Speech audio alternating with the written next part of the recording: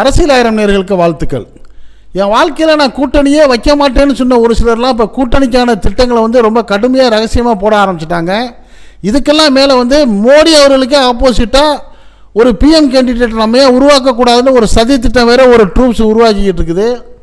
இதெல்லாம் இல்லாமல் அரசியலில் வந்து இதுவரைக்கும் யாருமே சொல்லாத, யாருமே எதிர்பார்க்காத, எந்த ஒரு சேனலும் எந்த ஒரு யூடியூப் வலைதளையும் சொல்லாத ஒரு ரகசியமான ஒரு செய்தியும் நம்மளுக்கு இப்போ கிடைச்சிருக்குது. இப்போ அரசியலில் வந்து நாளுக்கு நாள் கொதிநிலையாக வரக்கூடிய செய்திகளை நம்ம வந்து உங்கள்கிட்ட வந்து உள்ளது உள்ளபடி அப்படியே நம்ம பகிர்ந்துக்க போகிறோம். அப்படி நம்ம சொல்ல போகிற இந்த செய்திகளை நீங்கள் சில நிமிடங்கள் கவனமாக கேட்டுட்டு இது பற்றிய உங்களுடைய கருத்துக்களையும் நீங்கள் இந்த அரசியலான கமெண்ட் பாக்ஸில் கமெண்ட் பண்ணுங்கள். இந்த செய்தியை நீங்கள் கவனமாக கேட்குறதோடு மட்டும் இல்லாமல் நம்ம சேனலுக்கு இதுவரை சப்ஸ்கிரைப் பண்ணாதவங்க சப்ஸ்கிரைப் பண்ணுங்கள். இப்போ நம்ம வீடியோக்குள்ளே போவோம். தமிழன் எப்போத்தான் வருவானோ, இந்த தமிழகத்தை எப்போத்தான் ஆள்வானோ நான் நம்ம ஏங்கிக்கிட்டு இருக்கிறோம். தமிழ்நாட்டை ஆள்றது மட்டும் நம்ம ஆசை இல்லைங்க, இந்தியாவே ஆளக்கூடியவரும் தமிழனாக இருக்கணும். என் ஆள் மனசில் நான் பட்டதை சொல்கிறேன். அண்ணாமலை அவர்கள் வந்து ஒரு பிரைம் மினிஸ்டர் மெட்டீரியல் அப்படின்னு ஒருத்தர் பேசியிருக்காருங்க. இதுவரைக்கும் யாருமே இப்படி பேசலை. அப்போ அவர் என்ன சொல்கிறாரு, ஒரு தமிழன் இந்தியாவுடைய பிரதமர் ஆவாங்கிற நீண்ட நாள் கனவு இப்போ நம்மளுடைய இந்த சந்திப்பு, இந்த நிகழ்ச்சி மூலம் வந்து நிறைவேறும் அப்படின்னு ஸ்ட்ராங்காக பேசுகிறாரு. அண்ணாமலை தாங்க பிரதமர் அடித்து கூட பேசுகிற அளவுக்கு அவர் பேச்சு இருக்குது. அப்படி சொல்லிட்டு இன்னொரு வார்த்தையை சொல்கிறாரு, ஏற்கனவே பிரதமர் மோடி அவர்கள் வந்து பிரதமர் ஆவாருன்னு முதல்ல நான் தான் சொன்னேன். பிரதமர் ஆகிறதுக்கு முன்னாடியே நான் சொன்னது தான் பழிச்சிச்சு. இப்போ நான் சொல்கிறேன், இந்தியாவை ஆளக்கூடிய பிரதமர் ஆகிறது என்னுடைய நீண்ட நாள் கனவு. அண்ணாமலை தான் பிரதமர் ஆக போகிறாரு. அவர் வந்து ஒரு பிரதமர் பிஎம் மெட்டீரியல் அப்படின்ட்டு அடித்து பேசியிருக்கிறாரு. யாருங்கிறத கேட்டால் நீங்கள் ஆச்சரியப்படுவீங்க. ஐஜேகே கட்சியுடைய நிறுவனர், இந்திய ஜனநாயக கட்சியுடைய நிறுவனரும் எஸ்ஆர்எம் கல்லூரியுடைய வேந்தருமான தேசிய ஜனநாயக கூட்டணியில் இருக்கக்கூடிய பாரிவேந்தர் தான் இந்த செய்தியை சொல்லியிருக்காரு. இது எங்கே சொல்லியிருக்காரு, காட்டாங்குளத்தூரில் எஸ்ஆர்எம் பல்கலைக்கழகத்தில் நடந்த ஒரு நிகழ்ச்சியில் பாரிவேந்தர் இப்படி பேசியிருக்காரு. இதை வந்து மோடி அவர்கள் காதில் விழுந்தாலும் அவர் வந்து அதிர்ந்து போயிடுவார். அமித்ஷா கேட்டால் இன்னும் கொஞ்சம் ஆச்சரியப்பட்டுருவார். ஆனால் இந்த பேச்சை வந்து கேட்டு ரசிச்சுக்கிட்டு ஆக நம்மளும் பிரதமராக போகிறோம் அப்படிங்கிற மகிழ்ச்சியில் அண்ணாமலை பக்கத்தில் உட்காந்துருக்காரு. அதை வழிமொழிஞ்ச மாதிரி சீமானவர்கள் பக்கத்தில் உட்காந்துருக்கிறாரு. இப்போ பாஜக கூட்டணியில் இருக்கிற இந்த ஐஜேகே கட்சி, பாஜக கட்சி, நாம் தமிழர் கட்சி, மூன்று தலைவர்களுமே இதை வந்து ரசித்து பேசக்கூடிய இந்த பேச்சுக்கு உண்மையிலே ஏதாவது அர்த்தம் இருக்குதா அல்லது அப்படி ஒரு திட்டம் எதுவும் உருவாக்கப்படுதாங்கிற கேள்வி தான் இப்போ அரசியல் நோக்கர்கள்ட்ட வளம் வர ஆரம்பிச்சிருச்சு. ஏற்கனவே நம்மெல்லாம் கேள்விப்பட்டோம், தமிழ்நாட்டில் வந்து அண்ணாமலைக்கும் அதிமுகவுக்கும் டக்கப்போர் இருந்துக்கிட்டே இருக்குது. அதிமுகவுடைய கூட்டணியை பாஜகவில் இருக்கக்கூடாதுன்ட்டு அண்ணாமலை ரூட்டு போட்டு போகிறாரு. அதே சமயம் அதிமுகவுடைய பொதுச் செயலாளர் எடப்பாடி பழனிசாமி அவர் வந்து அண்ணாமலை இருக்கக்கூடாது பாஜக மாநில தலைவரா, ஒருவேளை அவர் மாநில தலைவராக இருந்தால் கூட அந்த கூட்டணி பற்றி பேசுகிறதுல வந்து அண்ணாமலை வந்து உட்காரக்கூடாதுங்கிற கண்டிஷனை வந்து டெல்லியில் சந்தித்த அமித்ஷாட்டை வந்து சொல்லிட்டு வந்திருக்கிறாரு. அதற்கு உறுதியாக பிடி கொடுக்காததுனால தான் தமிழ்நாட்டுக்கு வந்த எடப்பாடி பழனிசாமி அவர்கள் வந்து நாங்கள் அதெல்லாம் டெல்லிக்கு போனதெல்லாம் உண்மை தான், ஆனால் நாங்கள் பேசுகிறது வந்து கூட்டணியை பற்றிலாம் பேசலை, தமிழ்நாட்டுடைய நலன்களை தான் கேட்டு பேசுகிறேன்னு அவர் செய்தியை சொல்ல, ஆக நீங்கள் இப்படியே சொல்கிறீங்க அப்படின்ட்டு உடனே அதுக்கு மறுப்பு தெரிவிக்கிற மாதிரி அமித்ஷா என்ன பண்ணுறாரு, இல்லை தேசிய ஜனநாயக கூட்டணியை பற்றி தான் பேசணும், வரக்கூடிய 2026 தேர்தலில் தமிழ்நாட்டில் வந்து தேசிய ஜனநாயக கூட்டணி ஆட்சி தான் நடக்குன்னு அவர் போட்டு உடைச்சிட்டாரு.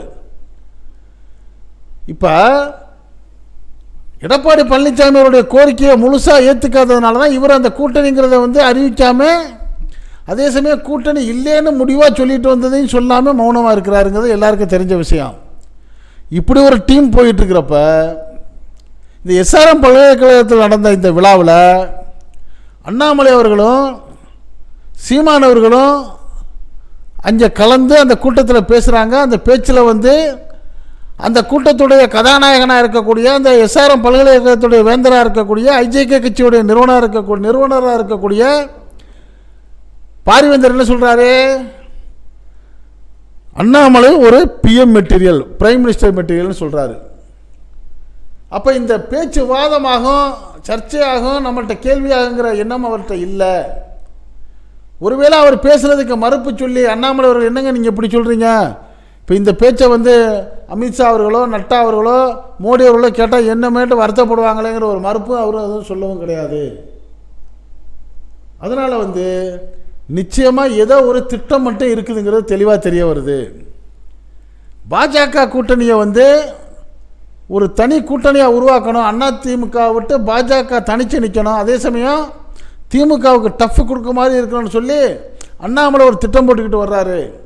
அவருடைய திட்டம் எப்படின்னு சொன்னால், பாஜக இப்போ தனித்து விடப்பட்டிருக்கிற விஜய் அவர்களுடைய தமிழக வெற்றி கழகம், நாம் தமிழர், பாட்டாளி மக்கள் கட்சி, தமிழ் மாநில காங்கிரஸ், புதிய தமிழகம், தேமுதிக, இப்படி எல்லா கட்சியும் நம்ம ஒன்று சேர்த்துட்டோம்னா பெரிய டஃப்பாக இருக்கும். ஒரு கல்லில் 2 மாங்காய் அடிச்சிடலாம்.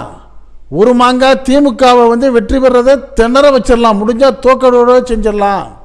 இன்னொரு பக்கம் அண்ணா திமுகவை ஒன்றும் இல்லாமல் ஆக்கிடலாம். ஆர்எஸ்எஸ் பாஜகவுடைய பேசிக் கான்செப்டே அதுதான். ஒரு கட்சியில் அவங்க கூட்டணி சேர்ந்தாங்கன்னா அந்த கட்சியை இல்லாமல் ஆக்கணும். அப்படி ஆக்குறதுக்கு இதுதான் சரியான திட்டம் அப்படிங்கிற திட்டத்தை தான் அண்ணாமலை போடுறாரு. அந்த திட்டத்தை புரிந்து கொண்டு தான் எடப்பாடி பழனிசாமி அவர்களும் ஐயோ அண்ணாமலைனால வேணாங்கிறாரு.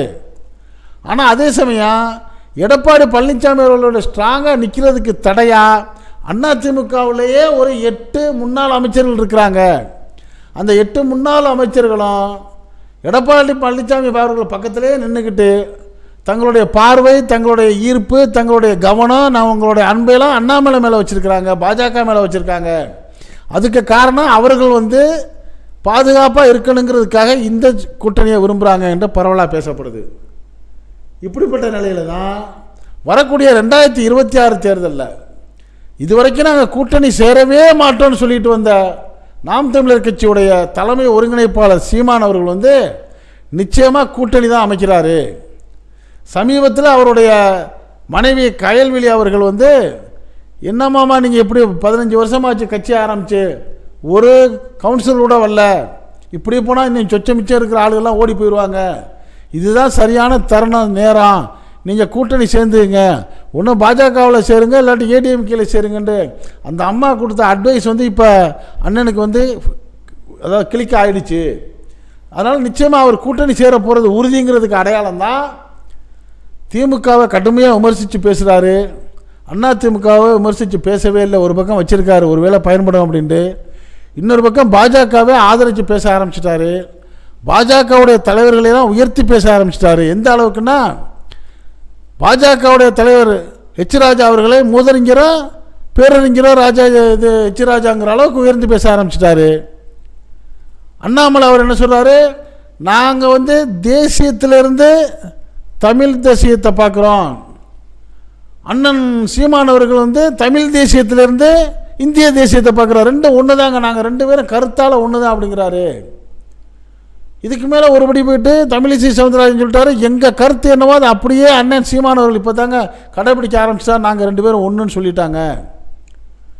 இப்படி அண்ணாமலை அவர்களை பாஜக தலைவர்கள் பாராட்டி புகழ்ந்து பேசுகிறதும், பாஜகவை சீமானவர்கள் புகழ்ந்து பாராட்டி பேசுகிறதும் பரஸ்பரம் நடக்கிறத பார்த்தா கூட்டணி கன்ஃபார்ம் ஆகிடுச்சு. இப்போ இந்த கூட்டணியில் நம்ம முழுசாக சேர்றதா அல்லது இந்த கூட்டணியை விட்டுட்டு அதிமுக பக்கம் சேர்றதாங்கிறதுல கொஞ்சம் டிஸ்கஷனில் இருக்கார் சீமானவர்கள். ஆக ஏதோ ஒரு பக்கம் கூட்டணி போக போகிறாங்கிறத மட்டும் உண்மை. அப்படிப்பட்ட சீமானை எந்த சூழ்நிலையிலையும் அதிமுக பக்கம் போக விட்டுறாமல் பாஜக பக்கமே தக்க வச்சுக்கிறதுக்கு அண்ணாமலை கடும் முயற்சி எடுத்துக்கிட்டு இருக்கிற இந்த சூழ்நிலையில் இந்த காட்டாங்குளத்தூர் எஸ்ஆர்எம் பல்கலைக்கழகத்தில் நடந்த விழாவில் அண்ணாமலை அவர்கள் பிரதம மந்திரி வேட்பாளர் என்று பாரிவேந்தர் சொன்னது ஒரு விளையாட்டாக எடுத்துக்கக்கூடிய செய்தி இல்லை, இதில் நிறையா உள் கருத்து இருக்குது, ஏதோ ஒரு மறைமுகமான திட்டம் கூட இருக்கிறதுக்கான வாய்ப்பு இருக்குது. ஒருவேளை 75 வயது தாண்டிட்டா ஆர்எஸ்எஸ் உடைய விதிமுறைகள் படி பிரதம மந்திரியாக இருக்க முடியாதுங்கிற ஒரு எழுதப்படாத சட்டத்தின் அடிப்படையில் வரக்கூடிய 2025 செப்டம்பர் மாதத்தோட நரேந்திர மோடி அவர்களுக்கு 75 வயது நிறைவு பெறதுனால அடுத்த பிரதம மந்திரி ஆர்எஸ்எஸ் நியமிக்கும். அப்படி ஒரு சூழ்நிலை வர்றப்ப தன்னை பிரதமர் ஆக்கிறதுக்கான முயற்சியை அண்ணாமலை மறைமுகமாக திட்டம் போடுறாரா? அந்த மறைமுகமான திட்டத்துக்கு பாஜகவில் இருக்கிற சில தலைவர்களுடைய தயவை நாடி இவர் காய் நகர்த்துறாரா? அல்லது பாஜகவில் தனக்கு ஆதரவாக இருக்கக்கூடியவர்களெல்லாம் ஒன்று சேர்க்கறதுக்கு சீமான் போன்றவங்களை சேர்க்கிறாரா? சமீபத்தில் எல்லாரையும் சந்திச்சதெல்லாம் ஒத்துக்கிட்டாங்க. ஆனால் சீமான் மட்டும் என்ன பண்ணுறாரு, யாரை சந்தித்தாலும் அதுக்கு ஓப்பனாக ஒத்துக்க மாட்டேங்கிறாரு. சமீபத்தில் கூட தமிழ்நாட்டுக்கு வந்த மத்திய ஒன்றிய நிதியமைச்சர் நிர்மலா சீதாராமன் அவர்களை கூட சீமான் அவர்களை சந்தித்தார். 17 நிமிஷம் பேசிக்கிட்டாருன்னு பலரும் பேசுகிறாங்க. ஆனால் சீமான் அவர்கள் அதை அவரை ஏற்றுக்கவும் இல்லை, மறுக்கவும் இல்லை. நான் அப்படி சந்திச்சேன்னு சொல்லிட்டு போகிறேன் அப்படிங்கிறாரு. இப்படி முன்னுக்கு பின் முரண்பாடாக வெளியில் பேச்சிருந்தாலும் சீமானுடைய நகர்வு பூரா பாஜக பக்கம் நெருக்கமாக போயிட்டுருக்குது. ஆக சீமானுடைய எல்லா திட்ட நடவடிக்கைகளுக்கும் அண்ணாமலையும் ஒத்து போகிறாரு. அதனால் கூடிய விரைவில் சீமான் அண்ணாமலை போன்றவர்கள் எடுக்கக்கூடிய ஒரு கூட்டு முயற்சி, அது ஒருவேளை பாஜகவுடைய பிரதம வேட்பாளராக அண்ணாமலையை கொண்டு போகிற அளவுக்கு இருக்குமோங்கிற சந்தேகத்தை நேரடியாக இன்றைக்கி இந்த எஸ்ஆர்எம் பல்கலைக்கழக விழாவில் பாரிவேந்தர் பேசியது தான் பேசும் பொருளாக இருக்குது. இப்படி அரசியல் சூழ்ச்சிகள் நடக்கக்கூடிய சூழ்நிலையில் வரக்கூடிய 2026 தேர்தல் மிக கடுமையான 3 முனை போட்டியோ 4 முனை போட்டியோ வர்றதுக்கான வாய்ப்பு நிறையா இருக்குது. எதுவும் எப்பவும் எந்த மாதிரியும் நடக்கிறதுக்கான வாய்ப்பு இருக்குங்கிற செய்தி பரவலாக பேசப்படுது. இது பற்றிய உங்களுடைய கருத்துக்களை நீங்கள் இந்த அரசியல் ஆயிரம் கமெண்ட் பாக்ஸில் கமெண்ட்ஸ் பண்ணுங்கள். நாட்டில் 4 பக்கம் நடக்கக்கூடிய இது போன்ற ரகசியமான புதிய சுட வரக்கூடிய செய்திகளை எந்த விதமான இடைச்சல்களும் இல்லாமல் அப்படியே உள்ளபடி கொண்டு உங்கள் வீட்டுக்குள்ளே 4 சுவர்களுக்குள்ளே உங்களுக்கு கொண்டு சேர்க்கக்கூடிய நம்ம அரசியல் ஆயிரம் சேனலுக்கு இதுவரை சப்ஸ்கிரைப் பண்ணாதவங்க சப்ஸ்கிரைப் பண்ணுங்கள். மறக்காமல் பக்கத்தில் இருக்க பெல்லைக்கானை கிளிக் பண்ணுங்கள். அப்போ தான் நம்ம போடக்கூடிய ஒவ்வொரு செய்தியும் உங்களுக்கு நோட்டிஃபிகேஷன் காட்டும். நீங்கள் விரும்பிய செய்தியை பார்க்கலாம். என்றும் இணைந்திருப்போம். உங்கள் அன்பன் அஷ்ரஃப் அலி. நன்றி, வாழ்த்துக்கள்.